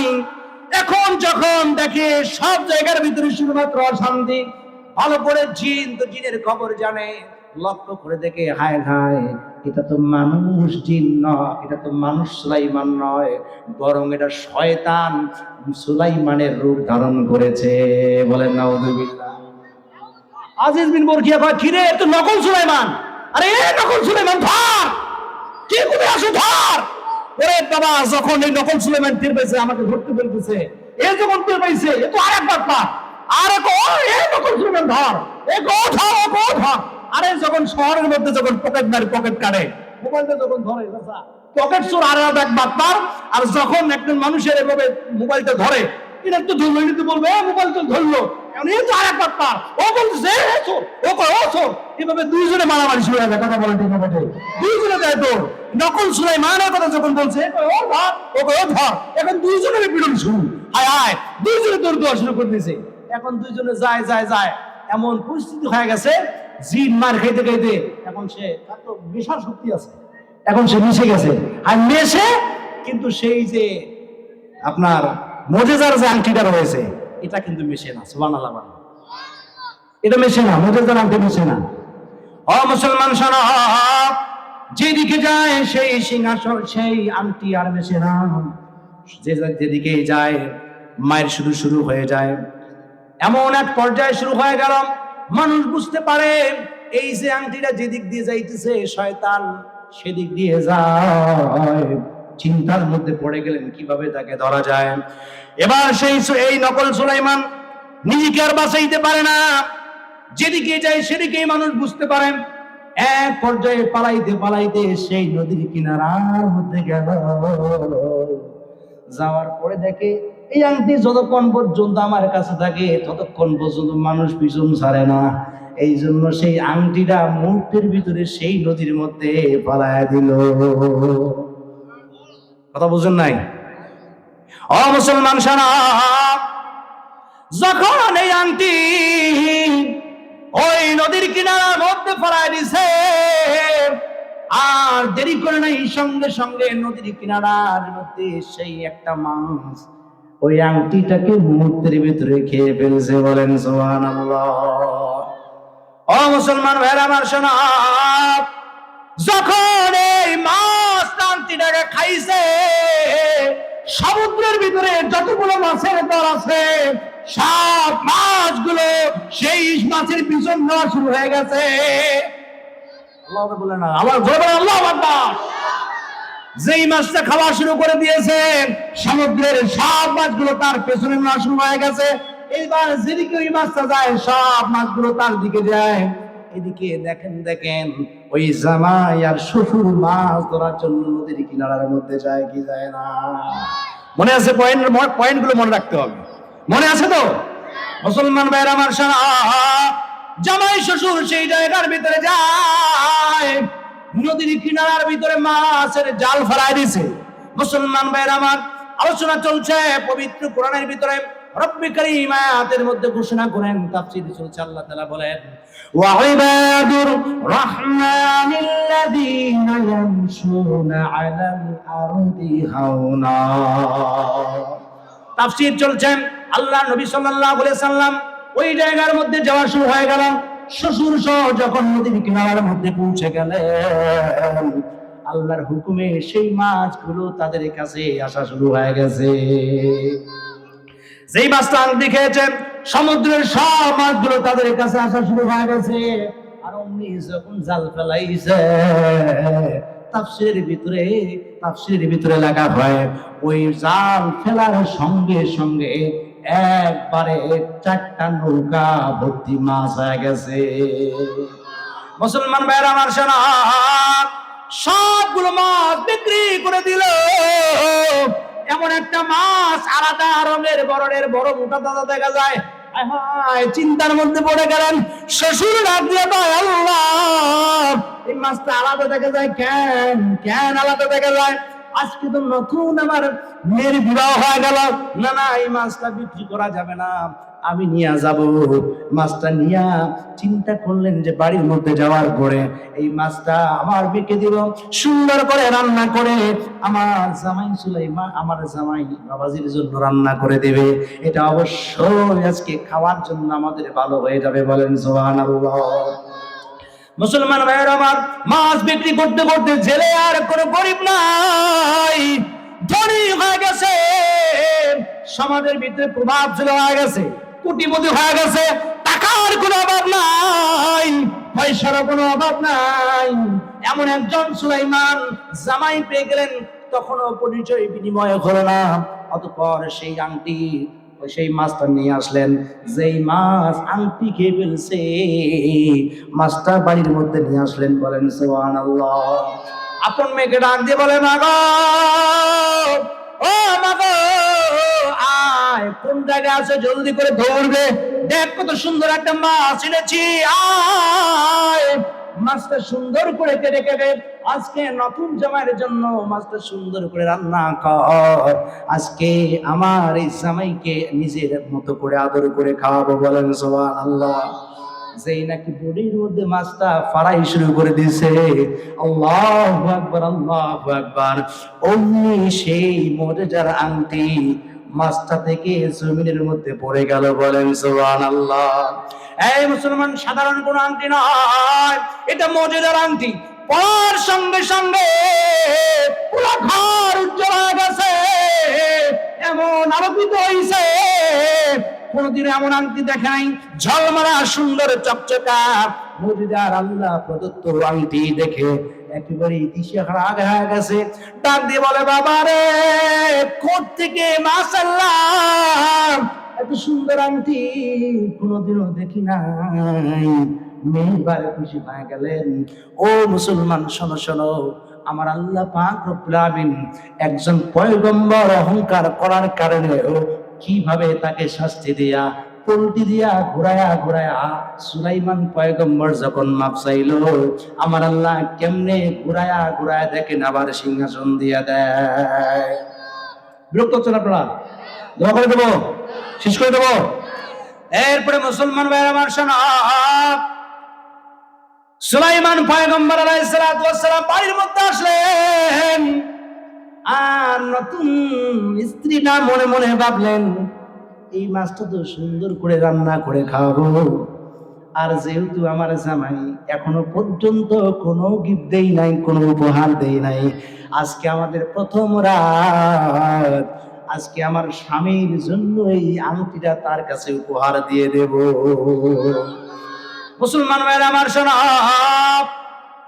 সুলাইমান পয়গম্বর আলাইহিস সালাতু ওয়াস সালাম রাত যখন হয়ে গেল, অন্ধকার যখন হয়ে গেল, সর্বপ্রথম রাত, দিনের বেলায় বিবাহ হয়েছে, এমন সময় প্রথম রাত আপন স্ত্রী তার কাছে চলে যাবে, সুবহানাল্লাহ বলেন।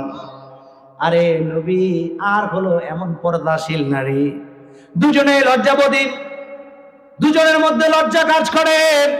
সুলাইমান পয়গম্বর আলাইহিস সালাতু ওয়াস সালাম ডাক দিয়ে বলেন, ও বিবি রে, জীবনের কোন মেয়ের সাথে আমার সম্পর্ক হয় নাই, কোন মেয়েকে জীবনে আমি দেখি নাই, আজকে তুমি আমার বিবি।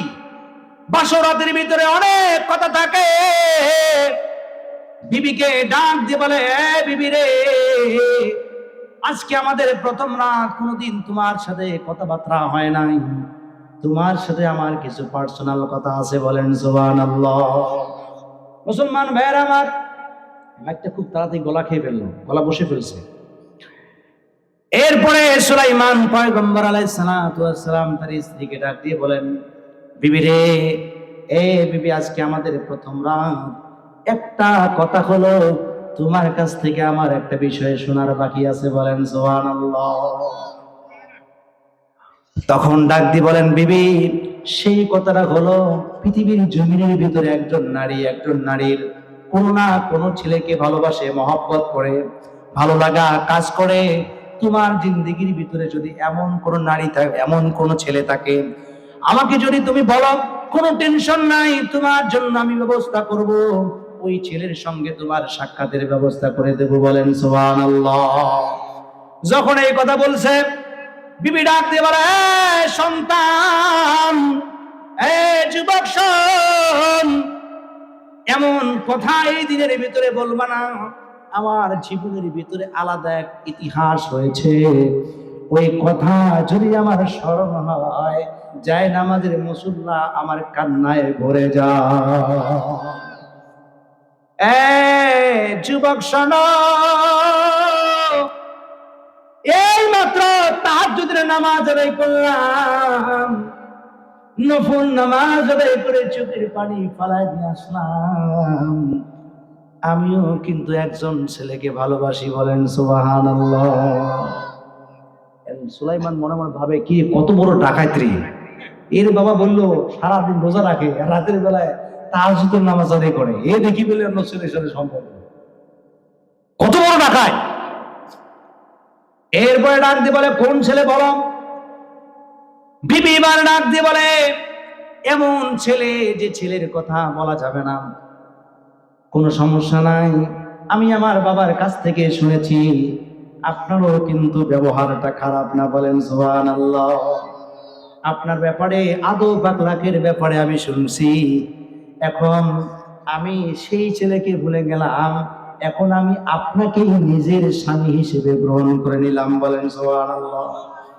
এখন স্বামীও তো নাছর বান্দা, এই কথা শোনার পরে বলেন দেখি কোন যুবকের মাথা ঠিক থাকে নাকি? মুসলমান ভাইরা আমার শোনা, সুলাইমান পয়গম্বর আলাইহিস সালাতু ওয়াস সালাম ডাক দিয়ে বলে, বিবি, কথা দিলাম, টেনশন নাই, ওই ছেলের সঙ্গে সাক্ষাৎ করায় দেব। যখন নাছরবান্দা হয়ে গেলেন, কোনোভাবেই মানতেছে না, তখন বিবি ডাক দিয়ে বলে, ও স্বামী শোনো, তাহলে এই ছেলে দুনিয়ার কোন সাধারণ কোন মানুষ না, এই ছেলে হলো জামানার বাদশা সুলাইমান। যখন সুলাইমানের কথা বলছে, এই আসল সুলাইমান আশ্চর্য হয়ে গেছে রে, মনে মনে ভাবে, হায় আমার নাম কয় কেন, চিন্তার মধ্যে পড়ে যায় নাই, কেমনে আমার নাম জানলো, কিভাবে বলে? এরপরে আগ্রহ আরো জাগ্রত হয়ে গেল। বলো দেখি তারপর কি হলো?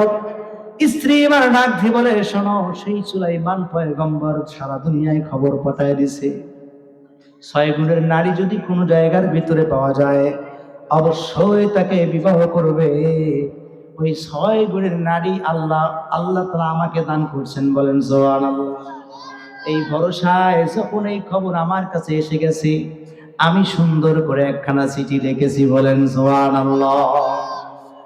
এই স্বামী শোনো, ওই চিঠির মধ্যে লিখে দিয়েছি, ও সুলাইমান, এই চিঠির মধ্যে লিখে দিয়েছি, সুলাইমান, জীবনে কোনোদিন আপনাকে মিসওয়াক করা লাগবে না, জীবনে কোনোদিন আপনাকে কোনোদিন একা একা গোসল করা লাগবে না, বলেন সুবহানাল্লাহ। চিঠির মধ্যে লিখে দিলাম, আমি একজন ছেলে কন্যা, আমার টাকা নাই পয়সা নাই। লিখে দিলাম, ও সুলাইমান রে, তোমার টাকার কোনো আমার আশা নাই, সম্পদের কোনো লোভ নাই, তোমার ধন সম্পদের আমার কোনো লোভ নাই, শুধুমাত্র একটাই আশা, আপনি সুলাইমান পয়গম্বর, আপনি নবী, আপনার স্ত্রী আমি হয়ে যাব, আপনার খেদমত করে আমি আল্লাহ তাআলার কাছে বলতে পারবো আমি পয়গম্বরের স্ত্রী, আমি আল্লাহর কাছে নাজাত পাইয়া জান্নাতে যাওয়ার আশায় আপনার স্ত্রী তার স্ত্রী হইতে চাইছি, বলেন সুবহানাল্লাহ। এই কথাগুলো আমি চিঠির মধ্যে লিখছি রে। দুঃখের বিষয় হলো, ওই সুলাইমান চিঠিটা না পড়ে জেলে কন্যা বলে টুকরো টুকরো করে সেই চিঠি জমিনের ভিতরে ফেলে দিছে।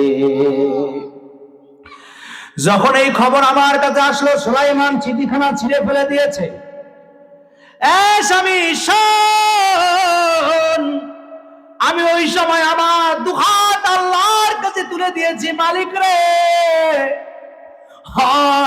মালিক রে, ও মালিক রে, আমি সুলাইমানের স্ত্রী হইতে পারলাম না, তার তো টাকার আমার লোভ ছিল না মালিক রে, সম্পদেরও লোভ ছিল না। আমি দু চোখের পানি আল্লাহর কাছে ফালায় দিলাম, দুহাত তুলে মালিককে ডাক দিয়ে বললাম, আল্লাহ, জেলে কন্যা বলে সুলাইমান চিঠিখানা ছিঁড়ে ফেলছে,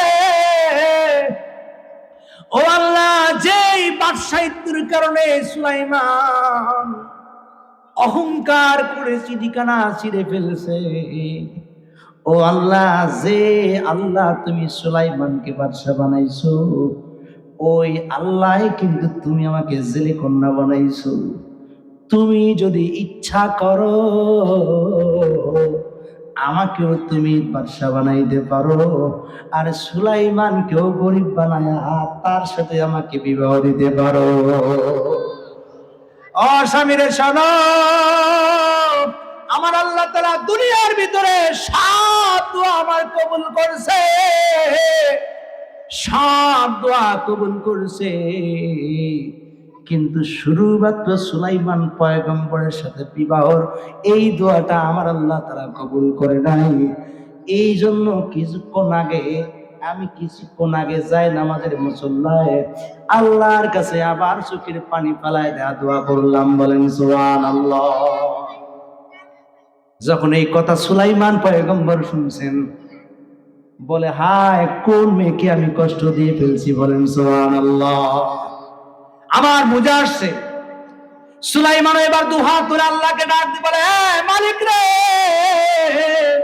আমি বুঝে ফেলছি কোন কারণে আমাকে বাদশাহী থেকে নামায় দেওয়া হলো, কি কারণে আমার সয় সম্পদ বাদশাহী তো দুরিশ্বাস করে গরিব বানাইলাম। ও আল্লাহ, আমার বুঝে এসে গেছে, মনে মনে তওবা করলাম, আল্লাহ, ও মালিক রে, তওবা করলাম, জীবনে এই ভুল আর কোনোদিন হবে না। সুবহানাল্লাহ। মুসলমান ভাইরা আমার, শোনা, আমার আলোচনার ইতি টানছি। এরপরে মেয়ে কন্যা এবার ডাক দিয়ে বলেন, ও স্বামী রে, আমিও শুনছি আপনার ব্যবহার খারাপ না। স্বামী রে, এখন আপনি হলেন আমার নতুন সুলাইমান, আপনি হলেন আমার নতুন সুলাইমান। ওই সুলাইমান জীবনে আসে নাই, কোনো আমার আফসোস নাই। আপনার আচরণটাও খারাপ না, আমি আমার জীবনের ভিতরে আপনাকে নতুন সুলাইমান হিসেবে গ্রহণ করলাম। ও স্বামী, শোনো শোনো, চোখটা বন্ধ করেন। সুবহানাল্লাহ, চোখ বন্ধ করেন। আপনার জন্য আজকে আমার পক্ষ থেকে একটা গিফট আছে, বলেন সুবহানাল্লাহ। আহা, কি গিফট! সুলাইমান পয়গম্বর আলাইহিস সালাতু ওয়াস সালাম চোখ বন্ধ করলেন। বন্ধ করার সাথে সাথে ওই কন্যা মুজিজার আংটিটা তার হাতের মধ্যে মুহূর্তের ভিতরে পরায় দিলেন। আল্লাহু আকবার! সুলাইমান কি ক্ষমতা ফিরে পাইছে? ডাইরেক্ট না ঘোরায়া? ডাইরেক্ট না ঘোরায়া? হে মুসলমান জনগোষ্ঠী, তোমার টাকা থাকতে পারে, তুমি কোটি টাকার উপরে শুয়ে থাকতে পারো, তোমার সম্পদের অঢেল পাহাড় থাকতে পারে, কিন্তু জেনে রাখো তোমার থেকে বড় সম্পদের মালিক হলো আল্লাহ। কথা বলেন ঠিক না বেটে? তোমার কোটি টাকার সম্পদ আমার আল্লাহ তাআলা যদি এক সেকেন্ডের ভিতরে বদ নজর দিয়ে ধরে মুহূর্তের ভিতরে শেষ হয়ে যাবে। কথা বলেন ঠিক না বেটে? এই জন্য বলি, অহংকার এটা মারাত্মক জিনিস, একজন পয়গম্বরকে ছাড় দেয় নাই। এই জন্য তোমার যত টাকার সম্পদ থাকবো না কেন, কোনো ধরনের অহংকার করা যাবে না। কথা বলেন ঠিক না বেটে? অহংকার করবো না তো ইনশাল্লাহ? করবো না তো ইনশাল্লাহ? আজকের আলোচনা আমার বুঝে আসছে তো ইনশাল্লাহ? বুঝছেন তো ইনশাল্লাহ? অহংকার তো তাকে বানায় যে আল্লাহ তাআলা আপনাকে আমাকে সৃষ্টি করেছেন, ঠিক না বেটে? অহংকার আমরা তার উপরে ছেড়ে দেব। এজন্য কে ধনী কে গরিব নট এলাও। আল্লাহ তাআলা তো শিক্ষা দিয়েছেন, মসজিদের ভিতরে গিয়ে রাজা বাদশাহ গরিব প্রজা সবাইকে এক কাতারে দাঁড় করে দিয়েছেন। কথা বলেন ঠিক না? আল্লাহ বুঝাচ্ছেন অহংকার না, ধনী গরিব মোলাকাত করো, মুসাফা করো, দোস্ত কেমন আছো, মত বিনিময় করো। কেননা এটা হলো আমাদের দুনিয়ার জগৎ, এখান থেকে আমাদের আরেকটা জগৎ আছে, সেখানে সবাই শেষ হয়ে যাবে। কথা বলে ঠিক না বেটি? আমার আলোচনা এখানেই শেষ করলাম। এখন মূলত আজকের যে আলোচনাটা ওয়াজ মাহফিলের আয়োজন করেছেন ভাই, এটা কি শেষ হলো একটু বলেন। এনার বাচ্চার জন্য আলহামদুলিল্লাহ বলেন। আয়োজনটা করে ইনি কি খারাপ করছেন না আপনাদের ভালো করছেন? এই অহংকার, এই আলোচনা শোনার পরে যদি একজন মানুষও আমল করে, উনি কবরের মধ্যে মরণের পরে কবরের মধ্যে কিয়ামত পর্যন্ত এর সবটা তার আমল নামে জারি হতে থাকবে, সদকায়ে জারিয়া হয়ে থাকবে। একজন যদি মাত্র আমল করে, এটা হলো আলাদা মাসালা। আর একটা মাসালা হলো আমাদের শুনলাম আল্লাহর নবী সাল্লাল্লাহু আলাইহি সাল্লাম বলেন, দ্বীনের একটা মাসালা যদি কোনো ব্যক্তি শোনে, আমল করুক আর না করুক, তারপরে 1000 নফল নামাজের সওয়াব। সুবহানাল্লাহ বললেন না? আমল করুক আর না করুক, কত রাকাত সওয়াব? 1000 রাকাত নফল নামাজের সওয়াব। সুবহানাল্লাহ। আমরা দোয়া করি আল্লাহ তাআলা যেন তার বাচ্চার সমস্ত আযাব গুলো ক্ষমা করে দেন ইনশাআল্লাহ।